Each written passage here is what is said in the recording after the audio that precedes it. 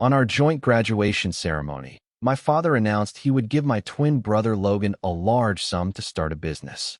When it was my turn, he looked at me and said, "Earn your own." A year later, at my grandfather's will reading, the lawyer handed me an envelope. I opened it, and my eyes filled with tears. That's how it felt in the moment, but I didn't actually read the letter until later, outside the office. My father's face twisted with rage, and he started shouting. I grew up in Hamilton, the son of a major property developer. My brother Logan was his pride, charismatic, easy to talk to, the kind of person who could walk into any room and make friends instantly.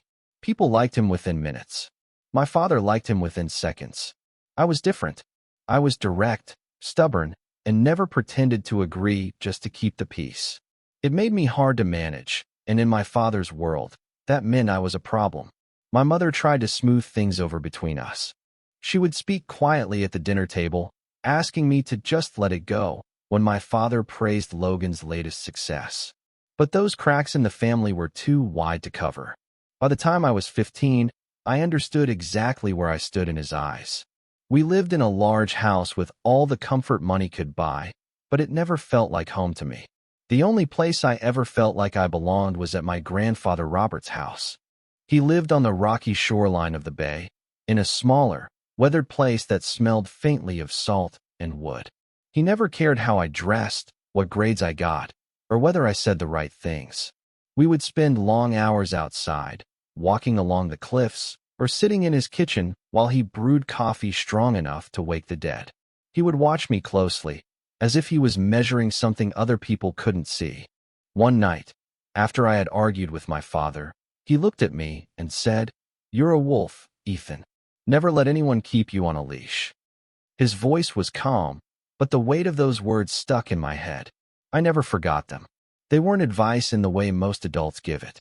It was more like a fact he knew about me, something he wanted to make sure I knew too.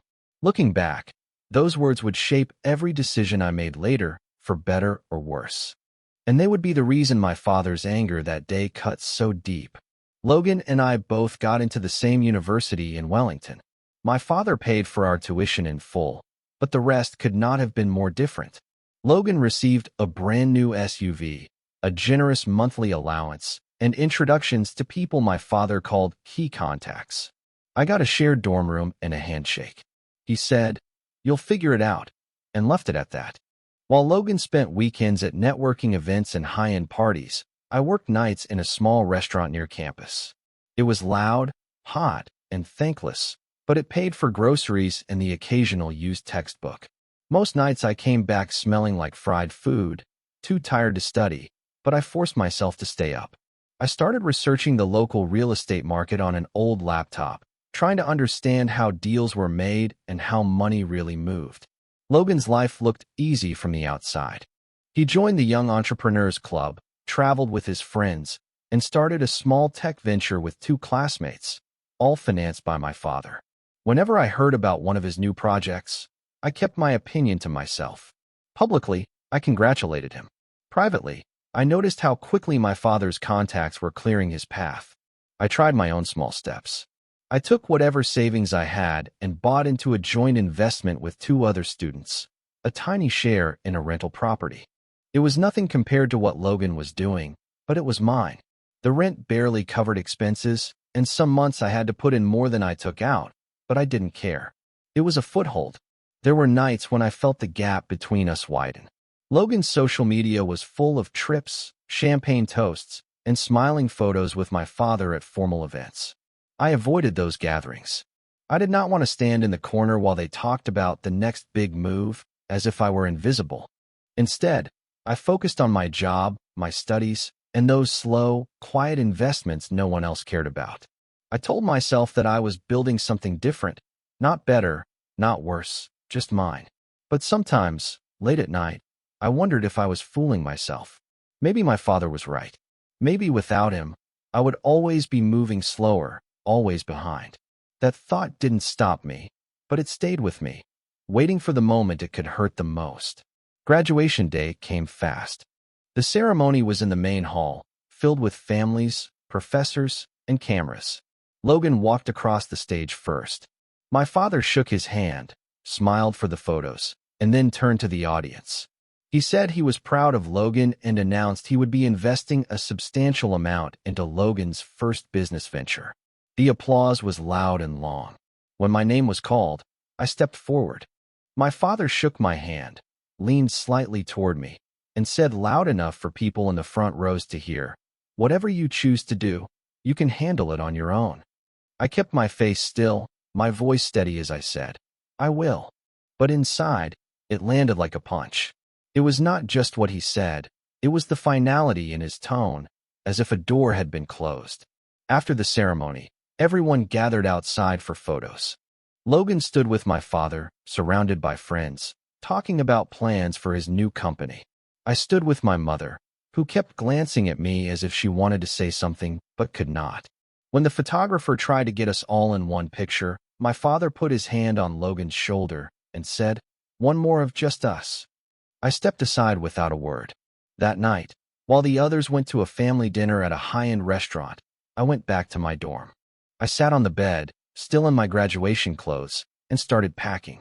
The degree I had worked for was now just a paper on my desk. I kept thinking about my grandfather's words, not for comfort, but as a reminder. If I was a wolf, this was the moment to prove it. By the next morning, I had boxed up everything I owned. Logan's SUV was parked outside, ready to take him to a weekend retreat with his new business partners. I carried my bags to the bus station. My father did not call. My mother sent one text, "Please stay in touch." I replied, "I will." But I knew things had shifted permanently. I did not have a plan, only the certainty that I would not ask him for anything again. The thought of staying in Wellington, running into him at events, or hearing about Logan's progress felt unbearable. I needed distance. I bought a one-way ticket to Christchurch, not knowing if I would ever come back. In Christchurch, I rented a small one-bedroom apartment on the edge of the city. It was furnished just enough to get by, a couch, a bed, and a table that wobbled if I leaned on it. The rent took more than half of what I had saved. I told myself it was temporary, that I would rebuild faster than my father imagined. I refused to ask for help. That was not pride, it was survival. I took any work I could find, handing out flyers, loading boxes in a warehouse, covering shifts in cafes. Some days, I skipped proper meals just to keep my rent paid. I sent out resumes daily, but most replies never came. A few interviews ended with polite rejections, the kind where you know they decided before you walked in. The small investments I had made in Wellington were not enough to live on. One tenant fell behind on rent, and repairs on the property ate through what little profit there was. Every month I had to decide whether to keep that stake or sell it and admit I had failed. I held on. My grandfather's words stayed in my head, never on a leash. After 3 months, I got a call from a small consulting agency. They needed someone to do basic market research and assist with client presentations. The pay was modest, but it was steady. I took it without hesitation. The office was in an older building with peeling paint and noisy pipes, but the team was small and straightforward. No politics, no one trying to undermine me. The work was not glamorous, but I learned quickly. I started taking on more tasks, running numbers for potential property deals, sitting in on meetings with investors, and quietly absorbing how they evaluated risk. It was the first time since leaving Wellington that I felt like I was moving forward. I lived carefully. No expensive clothes, no unnecessary purchases. Every extra dollar went into savings. When small opportunities came up to invest alongside the agency's partners, I put in what I could. Some deals brought in a little return, others nothing at all, but each one was a lesson. It was not the life my father had imagined for me. It was slower, harder, and lonelier. But it was mine. And for the first time, I could see a path ahead, even if I had no idea yet how abruptly it would change. One afternoon, my grandmother called. Her voice was tight, the way people speak when they are holding something in. She told me my grandfather was in the hospital. I booked the first flight I could get. By the time I arrived, he was unconscious. 2 weeks later, he was gone. The funeral was in a small church overlooking the ocean. The wind was strong enough to pull at our jackets, and the smell of salt was everywhere. Family and a few close friends filled the wooden pews. Logan stood next to my father, greeting people as if he were hosting the event. I stayed near my grandmother, making sure she had what she needed. My grandfather had never spoken to me about his will. In fact, he avoided talking about money entirely. Our time together had always been about the sea, books, and quiet evenings by the fireplace. I assumed everything he owned would go to my grandmother, and if anything was left, it would likely be handled by my father. I never expected to be included in anything beyond a keepsake. After the burial, we drove to a small law office in town. The air inside was heavy, the kind of quiet that makes every sound sharper. I sat across from the lawyer, not sure why I was even there. My father looked impatient, tapping his fingers on the arm of his chair. Logan scrolled through his phone. The lawyer opened a folder, read a few formal lines, then looked directly at me. The entire portfolio of Robert Walker's income-producing real estate, valued at several $1,000,000, is to be transferred in full to Ethan Walker. The room went still. My father's jaw tightened, and the color drained from his face. Logan stopped scrolling. My grandmother's eyes were wet, but she gave me the smallest nod. I could feel my father's stare on me, but I kept my eyes on the table. The lawyer slid an envelope toward me. Inside was a letter in my grandfather's handwriting. I did not open it yet. My father's voice broke the silence, low but sharp.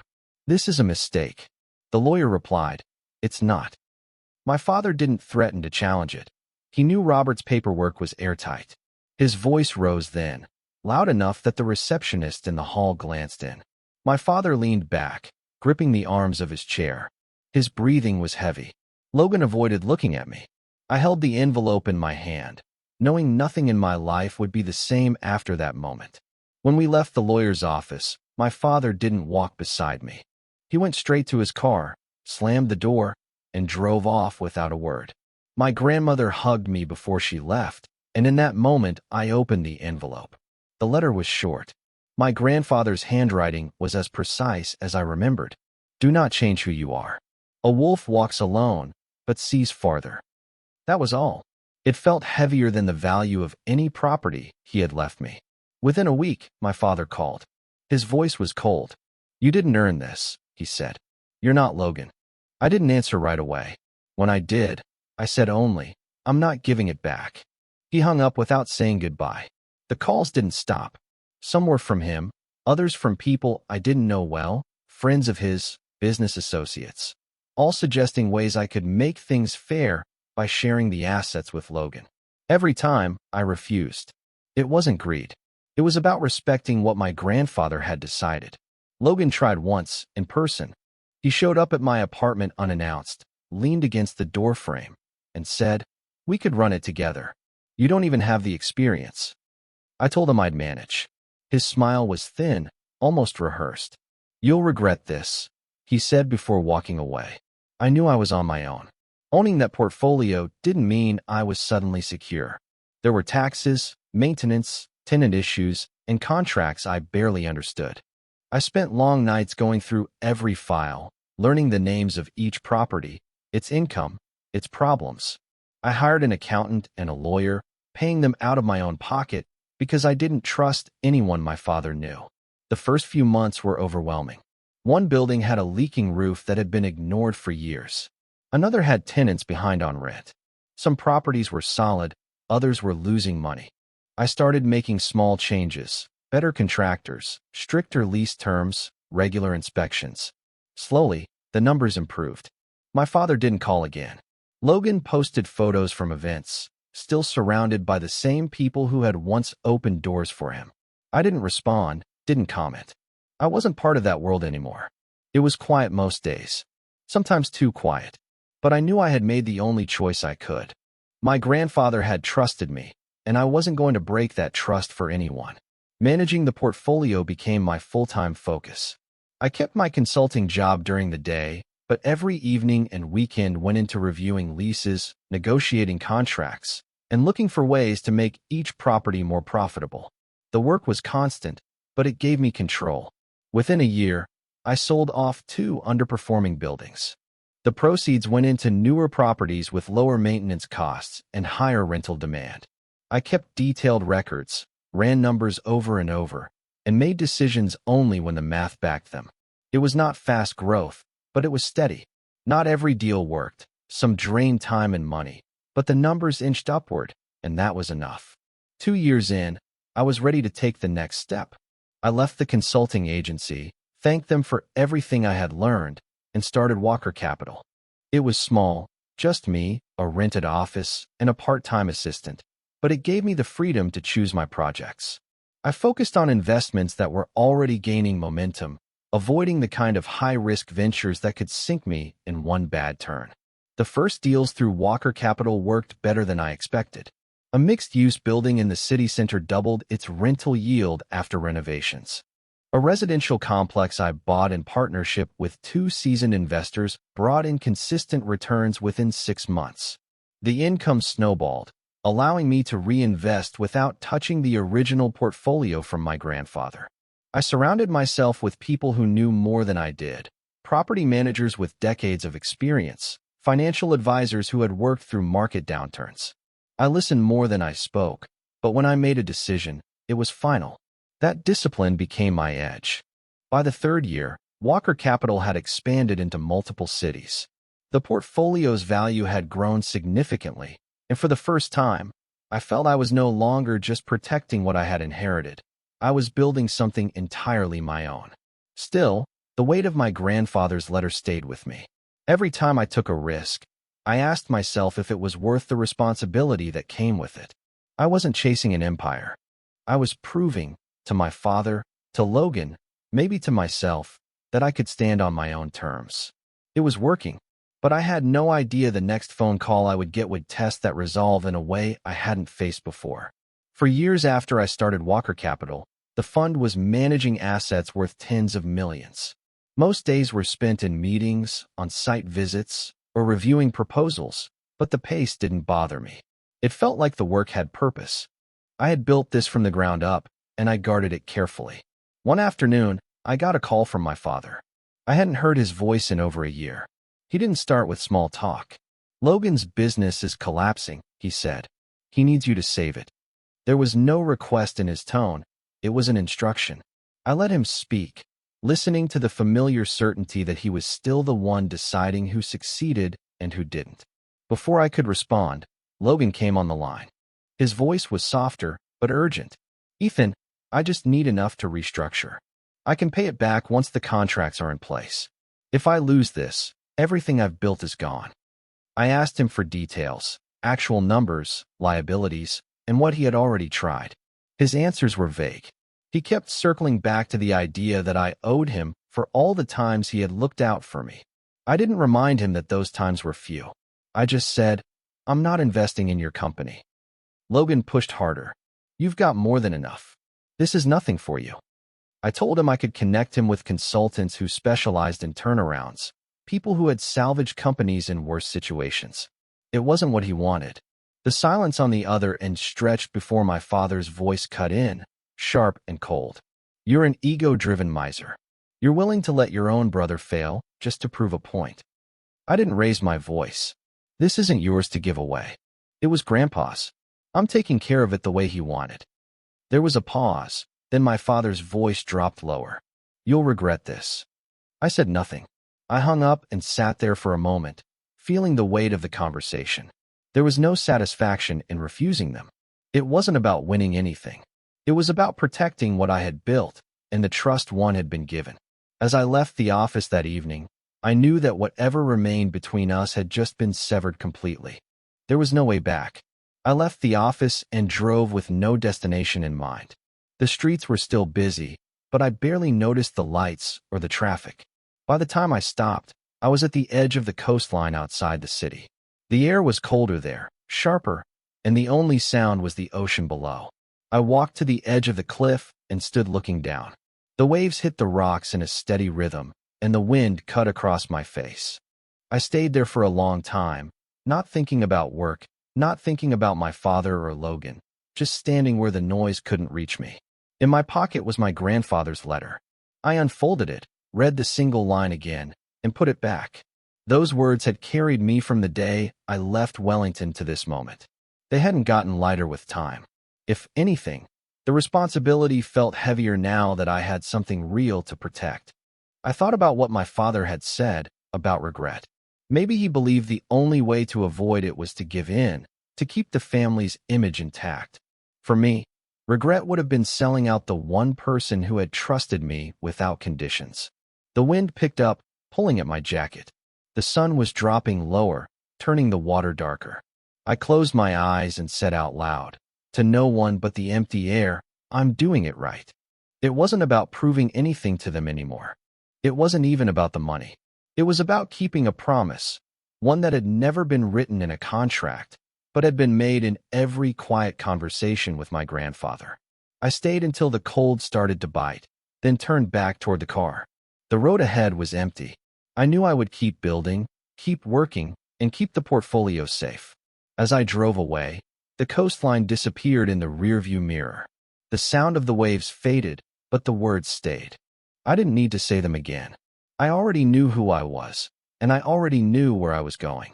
Thanks for listening to the story till the end. Write in the comments what you think about all this. Subscribe. More untold stories are on the way.